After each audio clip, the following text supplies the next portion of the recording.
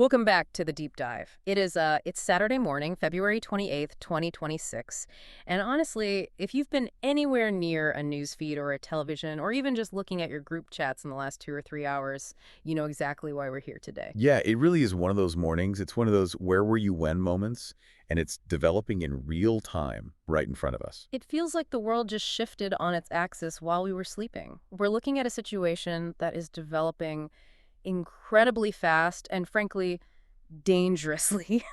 We've got breaking reports coming out of Tehran, and I don't mean vague rumors from social media either. Right, no, these are confirmed. Confirmed multiple reports of loud explosions rocking the city center. We're talking thick columns of smoke rising over University Street, the Jamhuri district. And for those of you who know the geography of Tehran, we aren't talking about the industrial outskirts here. No, not at all. We are getting very specific reports of strikes perilously close to the offices of the supreme leader, Ayatollah Ali Khamenei. Which is a massive signal in and of itself. I mean, Right. you don't strike that close to the head of state unless you're sending a very clear message that the old rules of engagement are just, they're completely gone. Exactly. And it's not just kinetic. It's not just bombs dropping.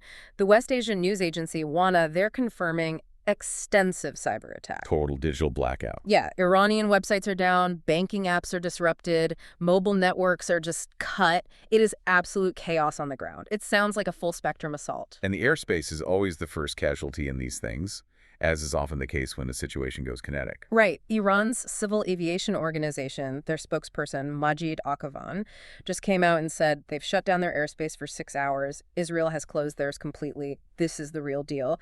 But here's the thing, and this is why we are doing this deep dive right now. Right. If you just read the headlines this morning, if you just see explosions in Tehran, you are missing half the story. Honestly, maybe more than half. Because this didn't start this morning. It's not an isolated event. Precisely. To understand what Israel has officially named Operation Judah's Shield, which is happening as we speak, we have to go back. We have to connect this to what happened just 8 months ago in June 2025, the 12-day war. Operation Rising Lion. Operation Rising Lion, that massive secret-laden air campaign that everyone talked about, but very few really understood the depth of. So our mission today is to take these breaking reports from WANA, from Gulf News, Al Jazeera, and layer them on top of this really comprehensive retrospective report we have from JINSA. The Jewish Institute for National Security of America. Exactly. And we're combining that with diplomatic cables regarding the stalled nuclear talks. We need to figure out why this is happening today. Why now? And why the timeline matters so much, because what we're seeing today is essentially the second act of a play that started last summer. And the second act is usually where the plot twists really start to hurt. Yeah. So let's unpack this. Let's start with the immediate situation on the ground right now. Operation Judah's Shield. What do we actually know about the scope of this attack? Well, just look at the name itself. It's incredibly telling. Judah's Shield. It implies defense, right? A shield protects you. But the actions we're seeing are very clearly offensive. Right. Israeli Defense Minister Israel Katz has come out and declared this a preemptive strike. And that is a huge key phrase in international relations and military doctrine. Preemptive, meaning they think something was about to happen to them imminently. Exactly. Preemptive means you have highly credible intelligence that the enemy is literally loading the gun to shoot you. So you shoot them first. It's distinct from preventive, which is hitting them before they might build a gun at some point in the future. Katz stated the explicit goal is to eliminate immediate threats. Israel has declared a nationwide special state of emergency. They're telling civilians to stay near shelters. Yeah, this isn't a drill. The home front is fully mobilized. And the elephant in the room, or perhaps the eagle in the room, if we want to be poetic, is the United States. Because we are seeing reports from CNN and AP confirming U.S. involvement. And that's the game changer right there. That is the variable that changes the equation entirely for the region. We have U.S. officials telling news outlets on background that this is not a small strike. Not a small strike. That's careful wording. Very careful. And if you look at the diplomatic posture, this is key. The U.S. Embassy in Qatar has issued a shelter-in-place order for all personnel. Wow. You don't do that for a minor skirmish in a neighboring country. You do that when you expect the entire region to potentially light up and you're worried about asymmetric retaliation. No, you really don't. And The visuals we're getting from Tehran smoke over downtown, the confusion is palpable. The Iranian state broadcaster IREB has confirmed it is an Israeli attack, but official government statements are really scarce right now. It feels like they are still trying to figure out what hit them. Which speaks to the element of surprise, or at least the sheer intensity of the opening salvo. It seems like the command and control structures inside Tehran are just scrambling to communicate. But again, to really grasp the ferocity of what we're seeing today, we've got to rewind. We have to look at the 12-day war from June 2025. Operation Rising Lion, June 13th to June 24th, 2025. I mean, it feels like ancient history in the 24-hour news cycle, but it was literally less than a year ago. It was the pivot point. It was the moment the strategic tectonic plates in the Middle East shifted completely. The JINSA report we're looking at is fascinating because it breaks down the strategic shift Israel made. Post-October 7, 2023, there was a fundamental doctrine change. Yeah, ahead of the Octopus strategy. Right. Break that down for us, because for a really long time, the strategy was entirely different. So for decades, Israel fought the tentacles. Think of Iran as the octopus sitting securely in Tehran. The tentacles were Hamas in Gaza, Hezbollah in Lebanon, the Houthis down in Yemen, and various militias in Syria and Iraq. These were the tentacles of the Iranian octopus. Yeah. Israel would cut one off, say, fight a war in Gaza, and it would just grow back. Or another one would strike from Lebanon. It was a bloody, expensive, endless game of whack-a-mole. After the sheer horror of October 7th, the doctrine changed. They realized they couldn't just fight the tentacles anymore. They couldn't live like that as a nation. They had to go for the head. Tehran. And by late 2024, they had effectively cleared the board. Right? Before they went for the head, they had to make sure the tentacles couldn't grab them from behind. To a very large extent, yes. They systematically dismantled the ring of fire that Iran had built around Israel over decades. Hezbollah was severely degraded. We're talking about 70% of their long-range launch capabilities just gone. Hamas battalions were rendered combat ineffective as organized military units. And Syria, too. Significantly. After the Assad regime fell in Syria, those air defenses that used to protect the flight path to Iran destroyed or degraded. So the path was clear. The highway was open to the east. The path was completely clear, and that led to the masterpiece of June 2025. Operational masterpiece is exactly what the military analysts called it. I was looking at the stats in this JINSA report, and they're staggering. Over 1,400 long-range sorties in 12 days. That is an incredible, almost unbelievable tempo for an Air Force that size. We were talking about wave after wave of aircraft, refueling midair, striking targets 1,000 miles away, flying back, turning the jets around, and doing it again. And the statistic that absolutely blows my mind, 0 manned aircraft lost. 0 mechanical failures that resulted in a loss. It borders on the miraculous, statistically speaking. Yeah. I mean, when you were flying F-15s, F-35s, and aging Boeing 707 tankers that far things usually break, engines fail, hydraulics leak, birds fly into intakes. Friction happens in war. To fly 1,400 combat sorties deep into enemy territory with 0 losses to enemy fire or mechanical failure, that requires a level of maintenance and planning that is almost unheard of in modern air warfare. And they didn't just bomb empty buildings in the desert. Let's talk about how that war started, because it really mirrors what we might be seeing today, the decapitation strike. This part of the report is straight out of a spy thriller. In the first 4 minutes of the 2025 war, Israel wiped out almost the entire top brass of the IRGC Air Force and Missile Command. 4 minutes. That is barely enough time to boil an egg, and they took out the entire command structure. 4 minutes. They had intelligence that was so granular, so precise. There's a specific detail in the report about the IRGC Air Commander that just floors me every time I read it. Oh, this story. Right. He left his house unexpectedly. Right. The operational plan was to hit him at his residence, a targeted, localized strike. But he leaves unexpectedly right before 0 hour. Now, in a normal operation, that's an abort. You missed him. You pack up and try another day to avoid collateral damage or tipping your hand. Yeah. But Israeli intelligence tracks him in real time. They're watching him move through the city. They realize he's not just going for a drive. He is going to a meeting with other commanders. They redirect jets, mid-flight jets that are already in the air, screaming toward the first target, and they retask them to the meeting location on the fly. And they take out the entire group at the meeting at once. That is terrifying capability. If you are on the receiving end of that, you must feel like there is literally nowhere to hide. They know where you are before you even get there. It is total intelligence dominance. There's an intercepted report of an Iranian commander who was trapped in the rubble of that specific strike. When rescuers finally got to him, He initially thought it was an earthquake. Because he couldn't believe they could be hit that fast. Exactly. He couldn't believe Israel could strike so fast, so deeply, without warning sirens, without radar picking them up. He assumed it had to be a natural disaster, because the alternative that his enemy was almost godlike in their capability to reach him was just too hard to process psychologically. And the U.S. was heavily involved then, too, Operation Midnight Hammer. Correct. And this is a really crucial distinction to make. Israel flew the wide campaign, taking out the air defenses, the missile launchers, the command and control nodes. They cleared the airspace. The U.S. came in with the heavy hitters, the B-2 Spirit bombers. The stealth bombers, the big flying wings. Carrying the GBU-57 MOPs, massive ordnance penetrators. The bunker busters. The absolute biggest bunker busters in the arsenal. We're talking about a bomb that is basically a massive, hardened steel tube filled with high explosives, specifically designed to punch through solid granite mountains before exploding deep underground.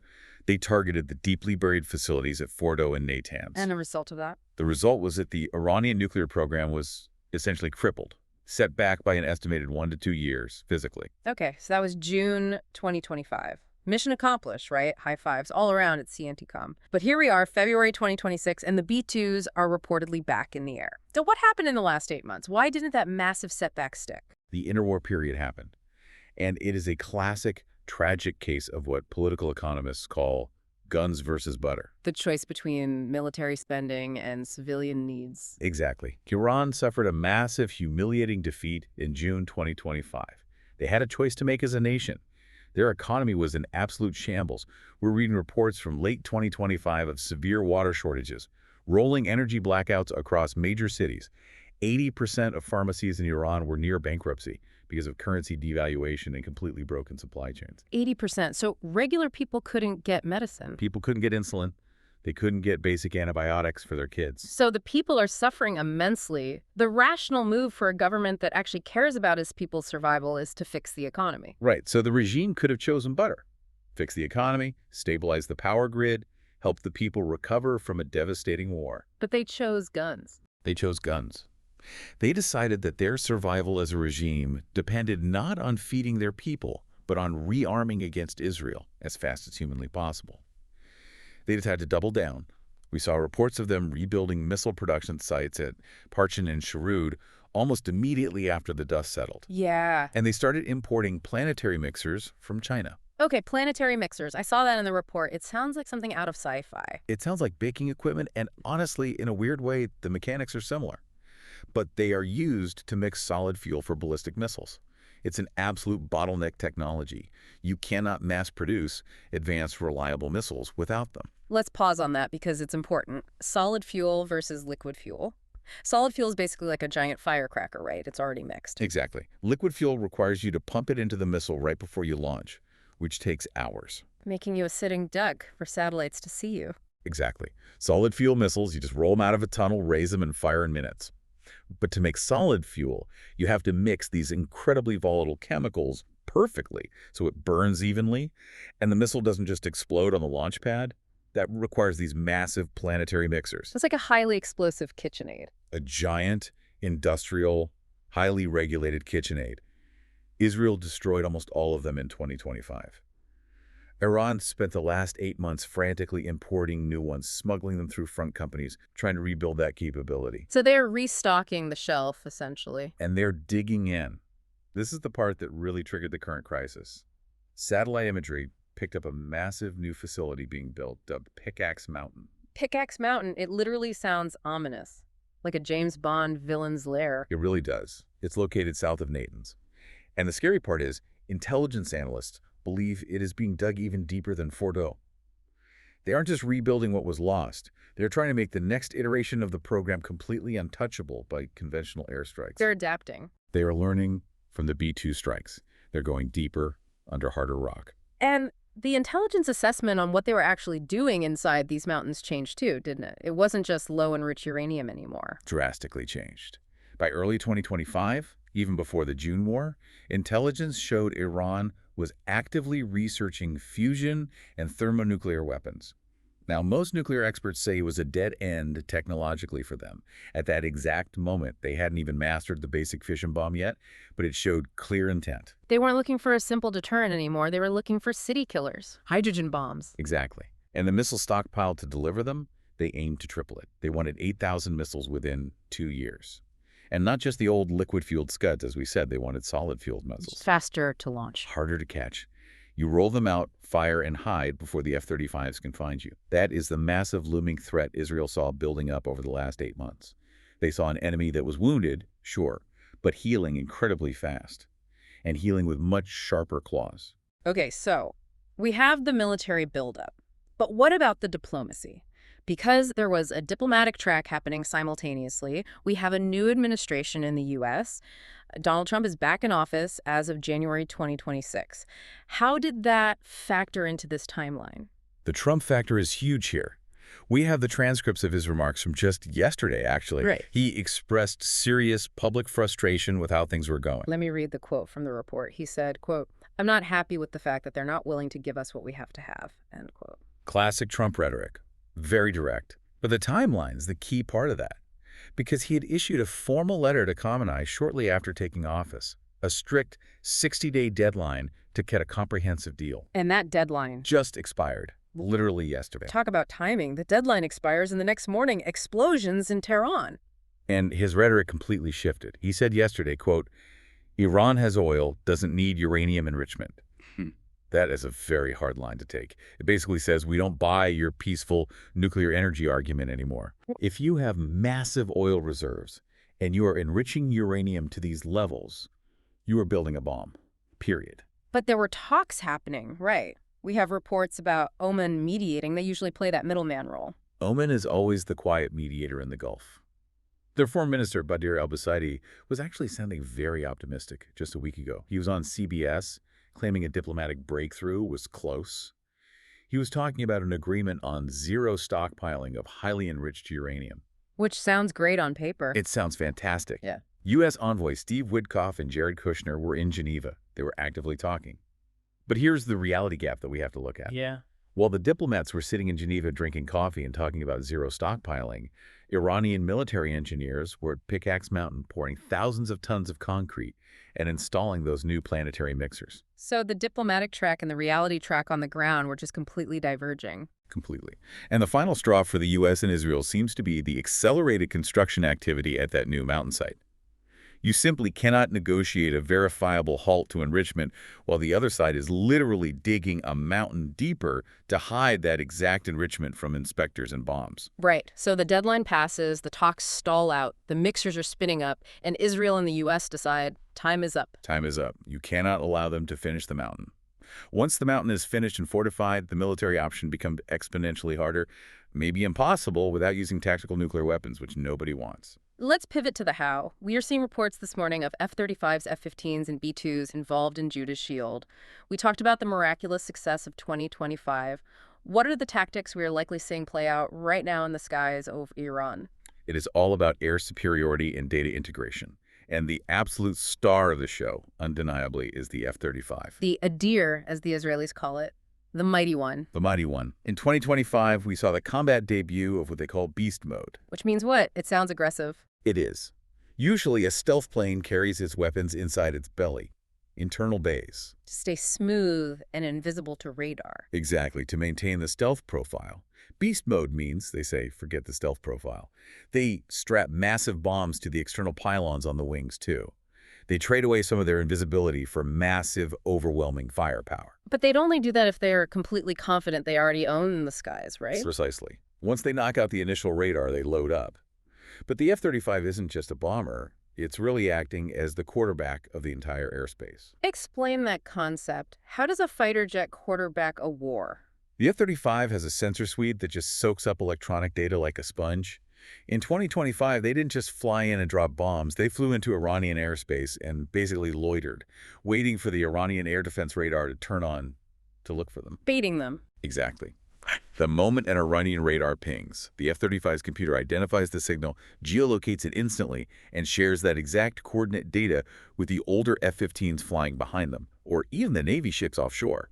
It tells everyone else exactly where to shoot. So it's an armed spotter. It's a spotter, it's a jammer, and it's a bomber all rolled into one airframe. It kicks down the door and clears the path. We are highly likely seeing that exact tactic today. F-35s blinding the air defenses so the F-15, the bomb trucks carrying the really heavy munitions, can come in safely behind them. But there is a massive Achilles heel in this whole operation, isn't there? The refueling. The ramp. The Rearm. The Israeli Boeing 707 tankers. These planes are what, 60 years old? They look like vintage airliners. At least. They are ancient. And Israel is still relying on them to refuel their cutting-edge, fifth-generation jets. There is this completely fascinating, terrifying detail from the 2025 pilot debriefs in the Jinsa report. Yeah, I've read this. The pilots basically said they felt safer flying directly over Tehran, heavily defended enemy territory, than they did trying to refuel from those tankers on the way there. That is wild to me. They were more afraid of their own gas stations falling out of the sky than they were of Iranian surface-to-air missiles. It just shows you how incredibly stretched the logistics chain is for an operation of this distance. And this is exactly where the U.S. role becomes critical again. U.S. CENTCOM. Central Command. Israel officially moving to the CENTCOM area of responsibility a few years back was a bureaucratic shift that literally changed how they fight wars. It means U.S. tankers can legally and operationally set up refueling tracks over Iraq or Syria. They bridge the massive geographic gap. Israel doesn't have to rely entirely on those ancient 707s. So the U.S. isn't just dropping the heavy bunker busters. They are the pit crew keeping the Israeli jets in the air. They are the highway and the pit crew. Without that U.S. logistical spine, an operation this deep is incredibly risky. We also have to talk about what is happening on the ground in Tehran right now. WANA reported those extensive cyber attacks. But in 2025, it wasn't just hacking servers. It was Mossad physically operating on the ground during the airstrikes. The left-behind weapons. This is the stuff of intelligence legend now. In 2025, Mossad agents didn't just spot targets with binoculars. They actively smuggled in automated spike missile launchers. Robot missile launchers smuggled into the capital. Basically, yes. They smuggled the parts in, assembled them, set them up in apartments or vehicles near key IRGC facilities, hid them, and then when the air attack started and the sirens were blaring, they activated them remotely. So while the Iranians are looking up at the sky trying to find the F-35, they are getting hit from the bushes across the street by a missile they never saw coming. It creates total operational panic. The commanders are screaming, "Where is the enemy?" The chaos we are hearing about in Tehran right now, confusion, the cut networks, the localized explosions, it highly suggests a similar hybrid approach today. Blend the cyber, the kinetic, and the covert. Blind the regime electronically, hit them from the air with heavy munitions, and hit them from the ground simultaneously with hidden assets. It's overwhelming force. It's explicitly designed to induce total paralysis in the chain of command. It's shock and awe, refined for the 2020s. It's about taking away the enemy's ability to even think, let alone organize a counterattack. Okay, so we have the what, the why, and the how. Now we need to ask the so what. Why does this matter to you, the person listening to this deep dive, maybe sitting in traffic in New York or commuting in London or making breakfast in Dubai? It matters fundamentally because the entire security architecture of the world is shifting as we speak. We mentioned Israel moving to CENTCOM. Why is that more than just military paperwork shuffling? Because it creates a unified, live digital network. It means a U.S. Navy guided missile destroyer sitting in the Red Sea, a U.S. AD anti-missile battery deployed in the Israeli desert, and an Israeli Arrow 3 interceptor are all talking to each other on the same digital combat network. They're sharing targets in real time. Exactly. An integrated multinational shield. But the other side is racing too. It's an industrial race now, not just a tactical one. The defining question of the next decade is, can the U.S. and Israel manufacture multi-million-dollar interceptors faster than Iran? And its proxies can mass-produce cheap ballistic missiles and drones. And the global economic impact. Oil, obviously, is the big one. Any kinetic strike inside Tehran rattles the global energy markets instantly. If Iran decides to retaliate, if they decide to go after commercial shipping in the Strait of Hormuz again, or strike Saudi oil fields, energy prices are going to spike globally. That hits your wallet at the gas pump tomorrow. It hits global shipping costs, inflation, everything. Everything is connected. Yeah. And we're already seeing the diplomatic fallout, the travel warnings. Right. Over 15 countries have urgently urged their citizens to leave Iran and Lebanon in the last 48 hours. That is a very bad sign. It signals that Western intelligence agencies do not think this is a one-and-done night. They are fearing a protracted regional conflict. It's a long war, not just a surgical strike. or at least a very messy, unpredictable retaliation cycle. And underneath all the geopolitics and the missile stats, we cannot forget the human element that is driving this: the hostages. The shadow of October 7th hangs heavily over every single decision being made in Tel Aviv. That national trauma is the engine driving this fierce Israeli resolve. The never again mindset isn't just a political slogan anymore. It has become their concrete military doctrine. Right. It means they will simply not tolerate a slow buildup of existential threats on their borders anymore. They won't wait for the gun to be loaded and pointed at them. They saw what happens when you wait and trust deterrence. Which brings us right back to this morning. Operation Judah's Shield. It's happening right now. It is. And if you sum up everything we've looked at today, we are witnessing the direct continuation of unfinished business. The 12-day war in 2025 bought time, but it clearly didn't solve the core problem. Iran rebuilt, and they rebuilt harder and deeper. And the diplomatic window that was opened by the new U.S. administration, that 60-day Trump deadline, seems to have slammed shut completely. Violently shut. And the targets they are hitting this time, Khamenei's personal offices, the deeply buried new nuclear sites, it strongly suggests the ultimate goal today is threatening regime survival and permanently destroying the nuclear capability.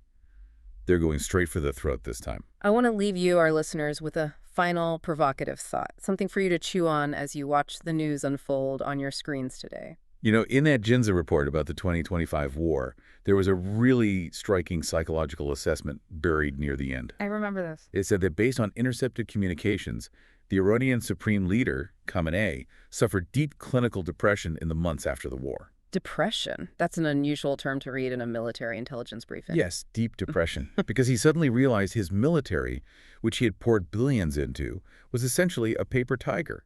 His top commanders had lied to him about their defensive capabilities. He felt utterly vulnerable.